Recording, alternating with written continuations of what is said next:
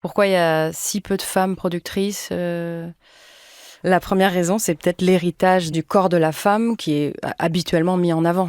Et en tant que productrice, notre corps, il est pas mis en avant déjà. Enfin, c'est vraiment aussi simple que ça, pour commencer. Beatmakers. Les producteurs de musique nous racontent, piste par piste, la création d'un banger. Saison 3. Pop et populaire, comment les méthodes du rap et de l'électro ont révolutionné la pop d'aujourd'hui. Un podcast de David Comeyas et Samuel Hirsch. Je m'appelle Olivia Merilati et je suis chanteuse, autrice, compositrice et productrice. On va parler de Princesse K.O. de Yoa. C'est toujours au cœur du chaos que je sens mon cœur vibrer, mélanger mes rêves et ma réalité. Non, je n'ai pas peur, je veux tout abîmer, jouir de mes erreurs et tout, pour tout recommencer. Pour moi, les choses ont commencé de façon publique en 2008, lors de la sortie du premier album de The Do. C'est le groupe que j'ai fondé avec Dan Levy, et on a fait 3 albums, des tournées, énormément de concerts. Why would I carry such a weight on my shoulders? Why do I always help you carry your boulders? You wonder why I carry such a weight on my shoulders? And why would I such a load? But someday you'll see, next time I'll try it another way. C'est une sorte de pop indé, à la fois intimiste et expansive. Voilà, s'il fallait écouter un morceau de The Do, je dirais Sparks, du 3e album. Il a une forme de mélancolie épique que j'aime bien. Vers 8-9 ans, j'ai commencé au conservatoire au violoncelle et après au piano assez vite. Puis la guitare. Quand j'ai voulu écrire des chansons, j'ai dit à ma mère, maman, je vais faire de la guitare, je vais écrire ma chanson. Et je vais faire du rock. Elle a dit ok. Franchement, j'ai souvenir d'aucune résistance.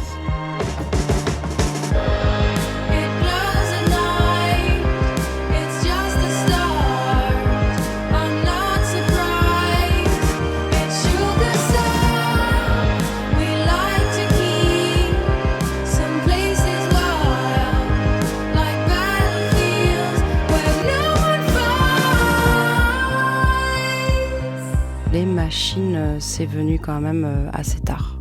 Pendant une bonne partie de ma vie, je me suis concentrée plus sur le songwriting. La compo, pour moi, c'était essentiel, c'est-à-dire que je savais que je voulais pas être simplement interprète. Après, quand j'ai découvert Björk aussi à l'âge de 14-15 ans, ça m'a sorti du rock un peu et ça m'a branché sur toute une scène électro indé de l'époque, avec Massive Attack, Portishead et toute cette époque-là. Le fait de travailler avec des hommes a retardé ma propre pratique de vraiment en tant que productrice, beatmaker, parce que j'étais dans un groupe et c'est pas forcément moi qui amenais les machines. À partir peut-être de The Do, ouais, là, ça a commencé à être plus sérieux de mon côté. En fait, je me suis équipée à ce moment-là. J'avais mon ordi, ma carte son, mes enceintes, et voilà, c'était déjà la révolution.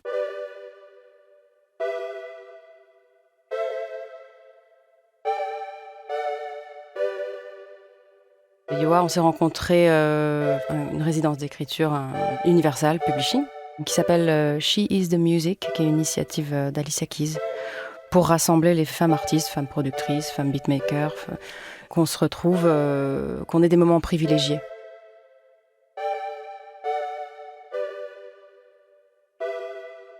Avec Yoa, on a eu assez rapidement un rapport intime. Et ça nous a donné envie de travailler ensemble, mais je pense que c'était déjà inscrit dans notre ADN d'artiste. Yoa m'a écoutée dans son adolescence, donc, et moi, quand j'ai entendu ses chansons, j'ai vraiment voulu travailler avec elle. Je pense qu'on s'est un peu donné rendez-vous sans vraiment fixer une date, mais pour plus tard. Et après, elle a fait appel à moi fin d'année dernière. Elle m'a demandé si ça m'intéressait qu'on travaille sur des morceaux. Elle avait déjà quelques morceaux pour son album, qui est sorti là il y a quelques mois. Et du coup, elle est venue me voir à mon studio à Bayonne. Elle vient à Bayonne et on a 3 ou 4 jours pour finir son album. Il lui manquait un morceau Up, un morceau un peu dynamique, celui dont on va parler, Princesse K.O.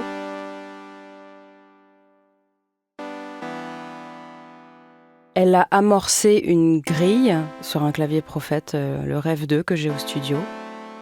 Elle avait déjà la mélodie quand même et la grille. Et on a commencé à construire autour de ça. Elle m'a fait écouter des références musicales, des choses qu'elle aimait et dont elle voulait s'inspirer pour l'énergie. Par exemple, Chapel Roan, évidemment. Je pense que ça, c'était un peu dans le top des rêves qu'elle m'a fait écouter. 5, 6, 5, 6, 7, 8. Could be the one on your new addiction. It's all in my head, but I want non-fiction. I don't want the world, but I'll take this city. Who can blame a girl? Call me hot, not pretty. Baby, do you like speed? I made it so you dance with me. It's like 199 degrees when you're doing it with me, doing it with me. H-O-T-T-O-G-O, snapping, clapping, touch your toes. Raise your hands, now body roll. Dance it out, you're hot to go. H-O-T-T-O-G-O, snapping, clapping, touch your toes. Raise your hands, now body roll. H-O-T-T-O-G-O.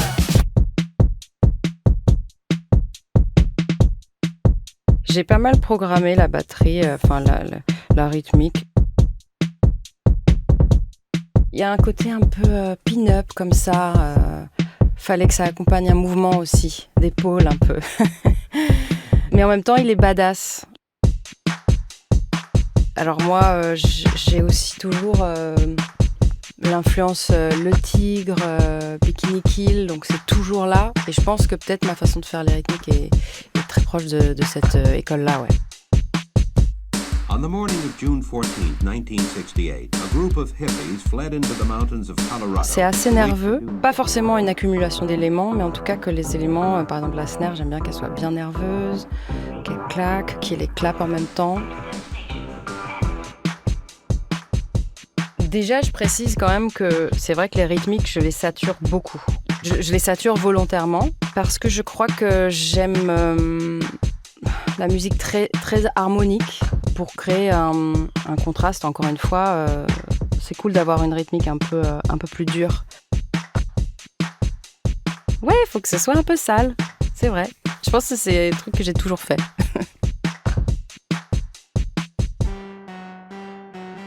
Il y avait cette espèce de synthé là qui danse un peu dès le début.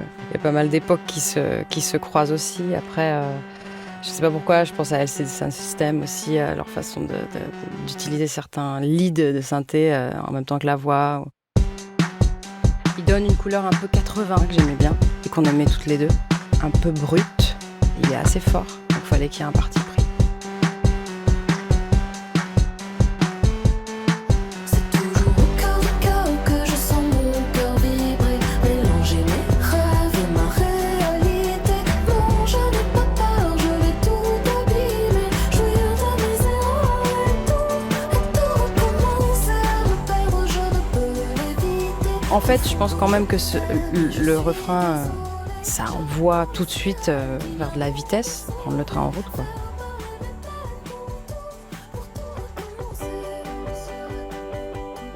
C'est sûr que c'est les guitares, c'est les nombreuses pistes de guitare électrique que j'ai enregistrées, qui sont assez fondatrices, qui emballent le refrain, comme tu dis. Je les ai gardées live, mais j'ai essayé de les jouer de façon très robotique aussi. Et en même temps, il y a aussi des guitares plus atmosphériques, plus lointaines, et qui jouent dans les aigus, qui viennent aussi donner un semblant de liant à tout ça. Je voulais un refrain qui s'ouvre vraiment et qui s'envole en fait. Et j'ai ce souvenir-là d'avoir passé beaucoup de temps sur mes guitares. Et surtout que je joue plus du tout, donc voilà, c'était un petit challenge. Oh non, c'est pas vrai. Je suis au creux de l'ouragan, peu importe où je vais. Oh non, comment faire? J'ai, il me semble, un certain talent pour tout foutre en l'air. Je suis de celles qui recommenceront 10 fois avant d'apprendre à marcher droit. C'est vrai que le deuxième couplet, il est, en fait, c'est la rythmique qui est filtrée. Il me semble qu'il y a quasiment que de la rythmique. Je crois que c'est juste un auto-filter, c'est-à-dire, ouais. C'est un plugin que j'utilise souvent pour. C'est assez pratique pour les intros, pour les outros. Je pense aussi pour donner du relief. C'est vraiment juste une façon de passer d'une scène à une autre, l'extrême lumière à de l'ombre. Il y a cet héritage de musique électronique dans les méthodes, dans les outils qu'on a aussi. La musique qu'on fait est tellement hybride aujourd'hui que forcément, utiliser un filtre sur de la rythmique, est-ce qu'aujourd'hui c'est vraiment un héritage électro? Mais je pense que c'est plus, je sais pas si c'est impressionniste le mot, mais en tout cas c'est une volonté à ce moment-là de traduire une sensation physique après un effort par exemple. Parce qu'il y a ce refrain qui est comme un grand 8 quoi, un manège où on part dans tous les sens, on tourne, on se retrouve, on est là un peu soufflé. Enfin c'est vrai que c'est aussi comme un cœur qui bat, ouais. C'est vrai que on y revient souvent.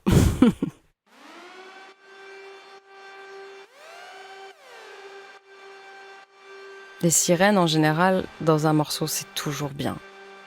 Forcément, il y a plus du FX, en fait. Je crois que c'est ce que je préfère. Ajouter des FX, donc dans une chanson pop, c'est souvent un petit peu discret, mais il y a toujours un petit côté un peu hanté. Princesse Chaos, c'est un des morceaux les plus joyeux de son album, alors il est joyeux mais hanté, ouais, c'est vrai. J'attends les sirènes pour tout recommencer. J'attends les sirènes pour tout recommencer. J'attends les sirènes pour tout recommencer. J'attends les sirènes pour Mais je sais pas qu'est-ce qui est venu en premier. Je sais pas si c'est ces paroles qui m'ont donné envie d'ajouter des sirènes ou l'inverse. Pour tout recommencer, j'attends les sirènes. Pour tout recommencer, j'attends les sirènes. Pour tout recommencer.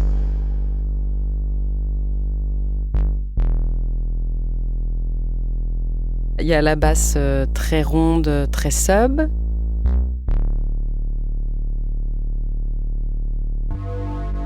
Il y a la rise basse, qui a de la texture, quoi, qui fait un peu ça.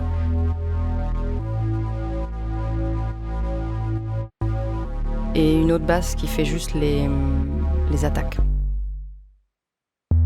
Pour les basses, ouais, John Carpenter, c'est une référence, mais alors j'ai pas forcément pensé à ça pour cette chanson, mais je pense que c'est des réflexes. Cette couleur de basse, par exemple, c'est vraiment quelque chose c'est plus une recherche de texture.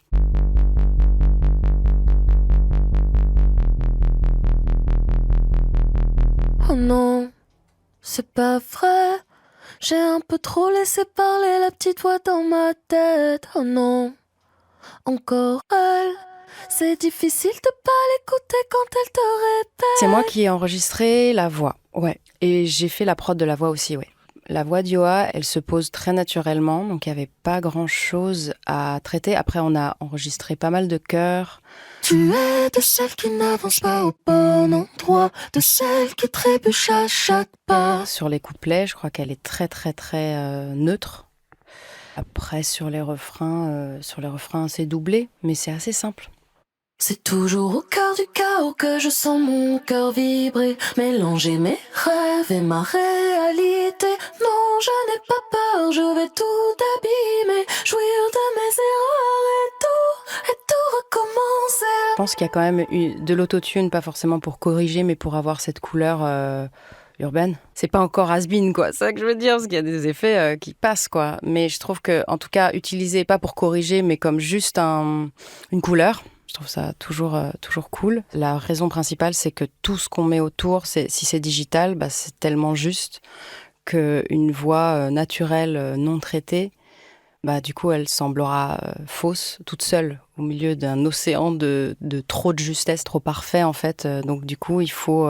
c'est cet équilibre-là. Dans les lueurs de la nuit, je cherche la porte de sortie. Comme je suis chanteuse aussi, forcément, j'ai une façon de traiter la voix qui est... Si le chaos t'envahit, Je sais ce qui respecte la voix aussi, quelque part. Ferme les yeux et souris encore et encore, encore et encore. Je pense que c'est aussi une volonté de mettre la voix et la mélodie au premier plan, mais de façon musicale, pas juste au niveau du volume, quoi. Sur ce morceau, c'est vrai qu'au début, moi aussi, je pensais pas mal à Mylène. À Mylène Farmer. On en est fiers, on en est contente. Nager dans les eaux troubles des lendemains.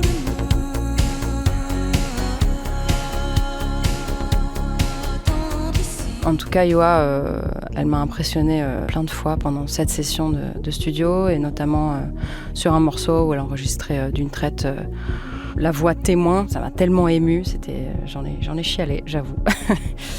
Parce que c'était super habité et sincère et très poignant.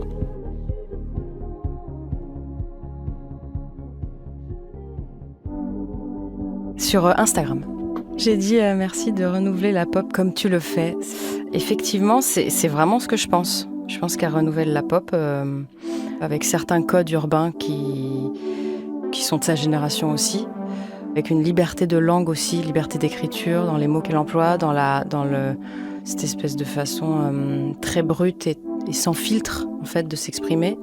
Elle est très féministe aussi, et ça forcément ça renouvelle la pop aussi.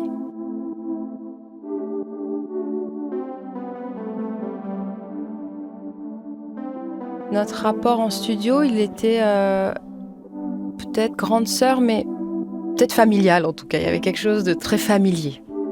On s'apprend des choses l'une l'autre. L'expérience de l'une et l'autre a été super enrichissante. Moi, j'étais pas forcément très bien à ce moment-là. Et elle non plus d'ailleurs. Donc entre femmes, on parle plus facilement de l'intime et du perso, je pense. Et on va aussi s'inspirer de ce qu'on se raconte pour écrire une chanson, par exemple. Et je pense que c'est la clé aussi pour faire des belles choses en studio, c'est de se sentir en confiance. Parce qu'en fait, c'est des moments où on est tellement à fleur de peau, tous les chakras ouverts, hyper sensibles. Et dans ces moments-là, la confiance, c'est la clé. Et je pense qu'on s'est toutes les deux senties vraiment en confiance.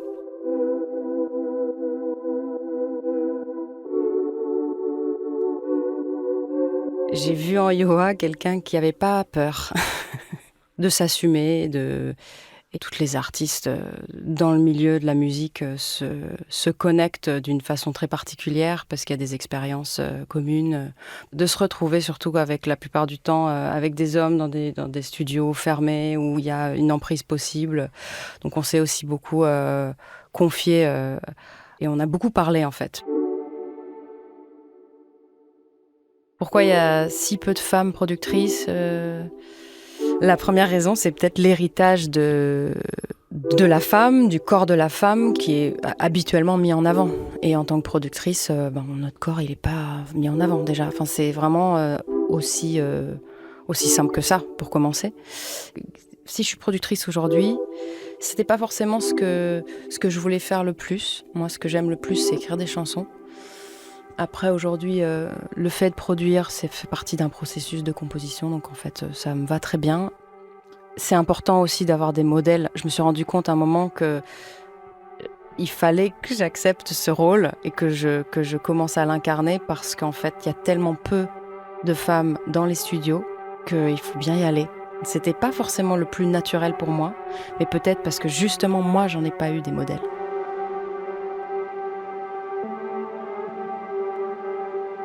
Ce qui est sûr, c'est que ça permet à d'autres femmes, aujourd'hui moi, le fait d'être mère, d'avoir une fille, ça permet de se dire « Ah, c'est possible, ça existe, c'est pas complètement chelou ».